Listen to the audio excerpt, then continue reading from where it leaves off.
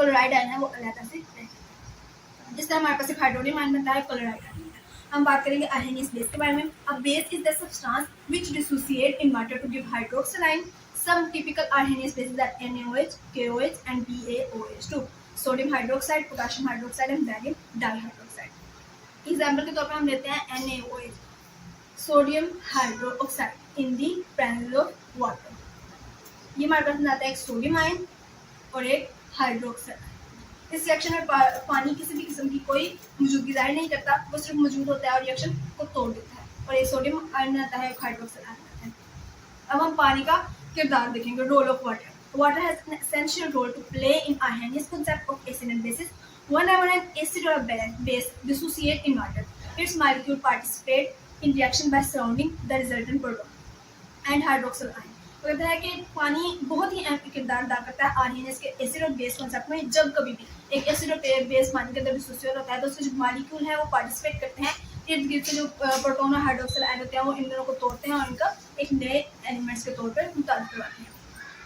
Since proton is very small in size and its charge test is very high. ये एक बात है जिसमें बताया है कि जितना जिस एलिमेंट का साइज छोटा होगा उतनी उसकी डेंसिटी ज़्यादा होगी। It's form a strong bond with the lone pair of water molecule to give hydronium ion. जैसा कि हमने यहाँ बात की थी कि ये जो एक प्रोटॉन है H पॉजिटिव, ये एक लोन पेयर के साथ रिएक्ट करता है और हमारे पास एक बनाता है हाइड्रोनियम आयन जिसकी डेंसिटी हमारे पास बहुत ज़्यादा होती है। ये रिएक्शन इसने दोबारा दिया है और हम इसको इस तरीके से लिखें तो हमारे पास H2 दो लोन पेयर हैं, उनके पास ये हमारे पास इस तरीके से बनाता है O के ऊपर भी एक लोन पेयर है प्लस बॉन्ड H और एक पूरा रिएक्शन पॉजिटिव हो जाता है। ये इसके नीचे स्ट्रक्चर लिखे हुए हैं। अब हम इस स्ट्रक्चर की बात करें तो ये एक प्रोटॉन है जिसे 4 वाटर मॉलिक्यूल्स को इर्द गिर्द बांधना है। हम आगे बात करेंगे Arrhenius को उसने कंपेयर किया है ब्रोस्टेड लोरी के कॉन्सेप्ट के साथ।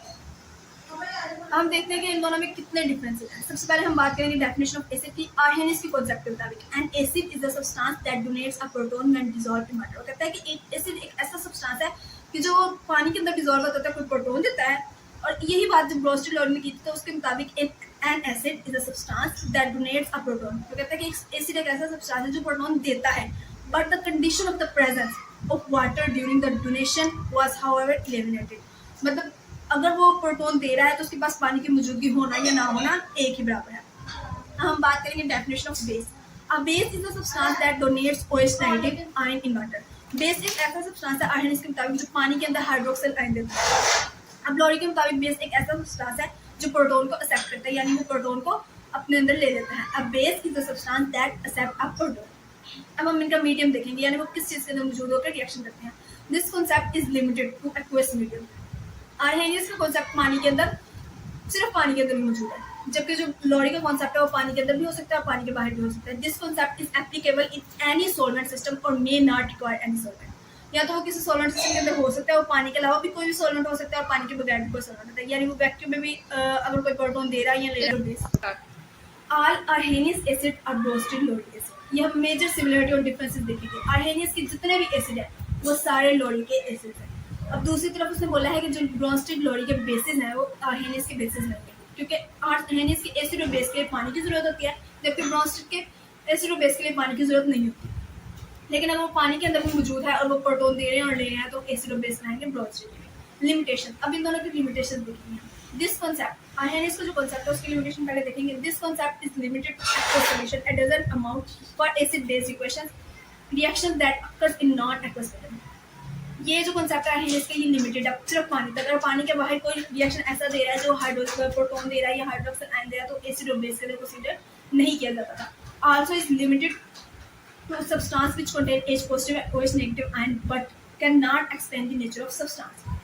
यही बात उसने दोबारा किया कि अगर किसी सब्सटेंस के पास H पॉजिटिव और H नेगेटिव आयन आ रहा है लेकिन वो फिर भी उसके नेचर को वाज़ेह तौर पे नहीं बता रहा। For example Na2CO3, K2CO3 and NH3, इन तीनों के पास हाइड्रोक्सिल आयन नहीं है, do not contain an hydroxyl group which will get ionized by water, but all these compounds behave as bases and yield OH negative in water. वो कहते हैं कि इनके पास hydroxyl ion तो मौजूद नहीं है, लेकिन जब ये पानी के अंदर डिसॉल्व होते हैं तो हाइड्रोक्सिल आयन देते हैं। इस चीज़ की जो कॉन्सेप्ट था ये भी उसने बयान नहीं किया था। अब हम लोरी के लिमिटेशन देखेंगे। Also this there is border that Arrhenius concept. वो कहते हैं ये चाहे इस थ्योरी में आर्हेनियस से ज़्यादा तरीके से उसने बहुत सारी चीज़ों को वाजा कहता है, लेकिन फिर भी इसकी बहुत सारी लिमिटेशन थी। एग्जाम्पल के तौर में सबसे पहले इसकी लिमिटेशन आती है, it can't explain the nature of SO2 and CaO which are acid and base respectively. वो कहता है कि SO2 एंड CaO एक एसिड और बेस है, but can not donate H positive ion और एक्सेप्ट H पॉजिटिव आयन। ये ना तो एक H पॉजिटिव आयन देते हैं और ना ही H पॉजिटिव आयन एक्सेप्ट करते हैं, लेकिन फिर भी ये एसिड और बेस का बिहेवियर। हमने सल्फ्यूरिक एसिड की रिएक्शन देखी है NH4Cl के साथ, अमोनियम क्लोराइड के साथ, NH4NO3 अमोनियम नाइट्रेट के साथ, MgO मैग्नीशियम ऑक्साइड के साथ, MgCO3 मैग्नीशियम कार्बोनेट के साथ। सबसे पहले देखेंगे हम अमोनियम क्लोराइड NH4Cl। इसके साथ हम रिएक्शन देखेंगे। वो कहते हैं जब when sulphuric acid reacts with ammonium chloride, जब एक सल्फ्यूरिक एसिड अमोनियम क्लोराइड के साथ रिएक्ट करता है वो बनाता है ammonium sulphate NH2 NH4 into 2SO4 and hydrochloric acid HCl। The reaction, इस रिएक्शन को इस तरीके से रिप्रेजेंट किया जाता है, hydrochloric acid H2SO4 sulphuric acid plus 2NH4Cl। ये रिएक्ट करता है तो हमारे पास बनाता है NH4 into 2SO4 plus 2HCl, hydrochloric acid के 2 मॉलिक्यूल। जब सल्फ्यूरिक एसिड हमारे पास अमोनियम क्लोराइड के साथ रिएक्ट करता है तो हमारे पास बनाता है एक अमोनियम सल्फेट और दूसरा हमारे पास बनाता है हाइड्रोक्लोरिक एसिड। अब हम इसके रिएक्शन करेंगे अमोनियम नाइट्रेट के साथ NH4NO3। The reaction of sulfuric acid ammonium nitrate result in the formation of ammonium sulfate and nitric acid। अब जब हम उसका सल्फ्यूरिक एसिड का अमोनियम नाइट्रेट के साथ रिएक्शन करवाते हैं, नाइट्रेट के साथ रिएक्शन करते हैं तो हमारे पास अमोनियम सल्फेट बनता है, और दूसरी जो चीज़ हमारे पास बनती है वो है nitric acid H2SO4 plus NH4NO3 goes to form NH4 into 2SO4 plus 2HNO3। अब हम आगे बात करते हैं मैग्नीशियम ऑक्साइड के साथ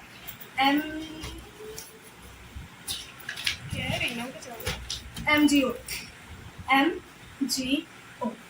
मैग्नीशियम ऑक्साइड के साथ। Sulphuric acid reacts with magnesium oxide to produce magnesium sulphate MgSO4 and water H2O। The balance reaction is H2SO4 plus MgO magnesium oxide goes to form MgSO4 magnesium sulfate plus H2O water।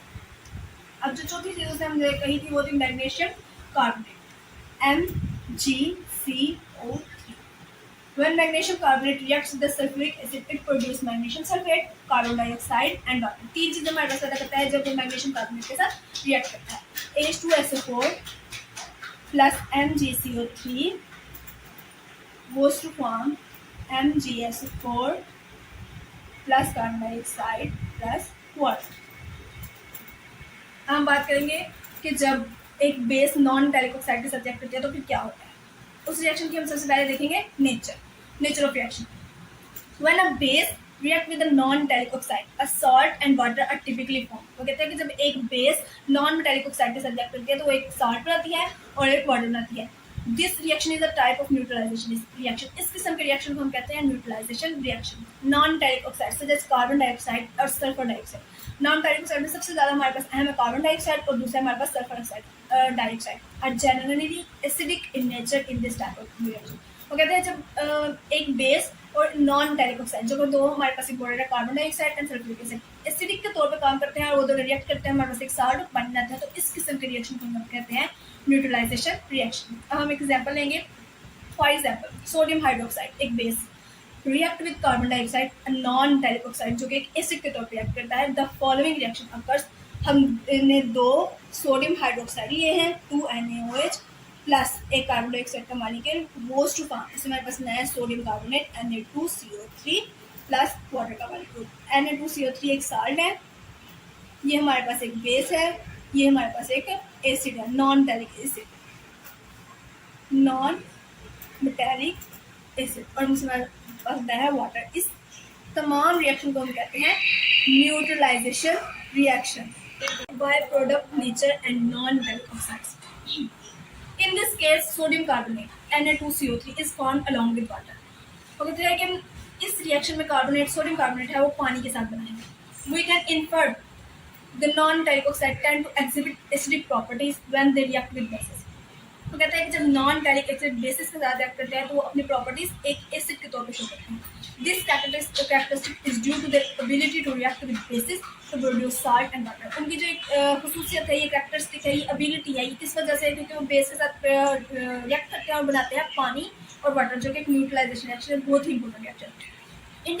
Indicated that they can act as a acid in a chemical reaction, जो जाहिर करता है कि ये एक acid के तौर पर रिएक्ट करते हैं, ना कि ये प्रोटॉन लेते हैं और ना ही प्रोटॉन देते हैं, मगर फिर भी ये एक एसिड के तौर पर रिएक्ट करते हैं।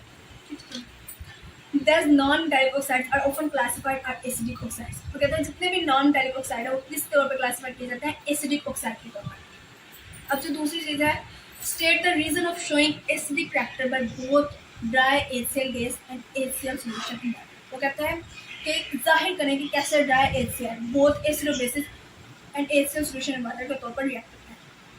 The acidic character of both dry hydrogen chloride HCl gas and HCl solution in water can be explained by their ability to donate proton in a chemical reaction।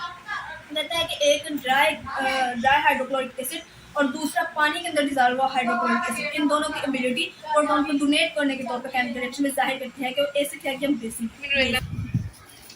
HCl gas के बारे में हम सबसे पहले बात करेंगे। Even in its gaseous form HCl can act as an acid. वो कहते हैं जब वो अपने गैसियस फॉर्म में होती है, यानी वो पानी या सॉलिड के तौर पर मौजूद नहीं होती, अपने गैस के तौर पर मौजूद होती है, तो वो एक एसिड के तौर पर एक्ट करती है। When it comes into contact with moisture और वाटर वेपर इन एनवायरनमेंट, वो तब तक अनटचेबल रहती है जब तक वो मॉइस्चर या वाटर के करीब इन्वायरमेंट में रिएक्ट नहीं करती। It can dissociate to release H positive ions. Also dry HCl gas is not an acid in a traditional senses. वो कहता है कि ड्राई HCl गैस अगर हम लोग सेंस के तौर पर देख लें तो वो एक एसिड नहीं है, लेकिन जब वो पानी या इन्वायरमेंट के अंदर जो नमी होती है उसके कॉन्टैक्ट में आती है और रिएक्ट करती है तो H प्रोटॉन देती है, तो वो एक एसिड कहलाई जाती है। It can still exhibit acidic properties when it interact with suitable substance. वो कहता है कि जब वो एक सुइटेबल सब्सटेंस या उससे मुताबिक एक सब्सटेंस जो प्रोटॉन जिसमें ये प्रोटॉन डोनेट कर सकता है उसमें आकर ये एसिडिक की प्रॉपर्टीज को शो करता है।